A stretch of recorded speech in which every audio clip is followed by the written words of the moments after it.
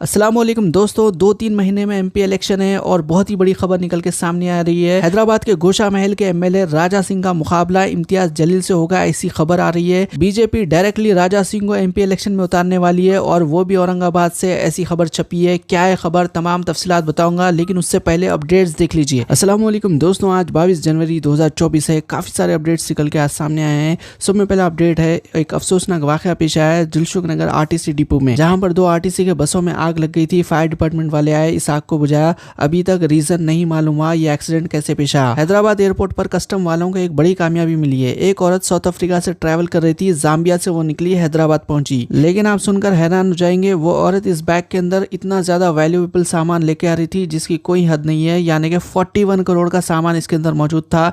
एनएमडीज मौजूद थे जो कि इलीगल है, और जिनको एनएमडीज क्या होते हैं पता नहीं है, उनको हम ये बात वाजे कर देना चाहते हैं कि एनएमडी का मतलब होता है नॉन मेडिकल ड्रग्स। नशा वगैरह में इस्तेमाल होने वाली इस अशिया को अभी कस्टम वालों ने सीज कर लिया है। किस तरह से पैक कर लाए थे, छोटा सा हिस्सा आपको पहले बता देता हूँ, उसके बाद में बाकी के अपडेट्स दूंगा।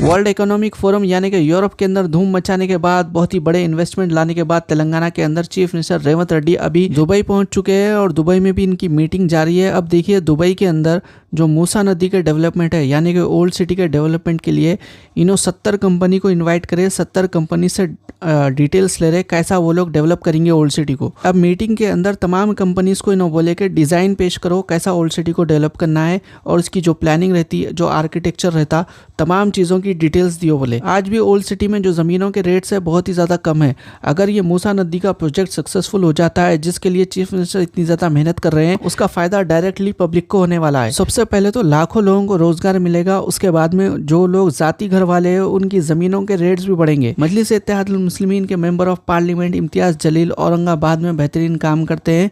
माइनॉरिटीज़ तो इनको लाइक करते हैं, साथ में जो मेजोरिटी पॉपुलेशन है वो भी इनको लाइक करती है, क्योंकि ये हर कम्युनिटी के लोगों को साथ में लेकर चलते हैं। लेकिन अभी इनके लिए थोड़ी सी एक ऐसी खबर आई है जो सुनने के बाद में आप हैरान हो जाएंगे। सोर्सेस के हवाले से ये बात बताई जा रही है कि औरंगाबाद जीतने का बीजेपी को एक बहुत ही बेहतरीन स्कोप है। 2019 का जो इलेक्शन हुआ था, जहां पे बीजेपी शिवसेना के एक कैंडिडेट थे जिनका नाम था चंद्रकांत खैरे, वो इम्तियाज जलील से एक नैरो मार्जिन से हारे थे। वोट काउंट बहुत ही ज्यादा कम था, खाली 4,500 भी वोट नहीं थे। इसके अलावा एक शख्स इंडिपेंडेंट ठहरा था जिसका नाम था हर्षवर्धन, उन्हें जो 2,80,000 के करीब वोट ले लिया। और जहां तक कांग्रेस पार्टी की बात है, उन लोगों भी 91,000 वोट्स लिए। और अभी ये बताया जा रहा है कि राजा सिंह जितने भी स्पीचेस दे रहे हैं, जैसा कि हम देख सकते हैं, ज्यादातर वो महाराष्ट्र में जाकर कैंपेन चला रहे अपना। लेकिन जहां तक बीजेपी पार्टी की बात है, वो लोग तो चाहते हैं कि राजा सिंह हैदराबाद से इलेक्शन लड़े।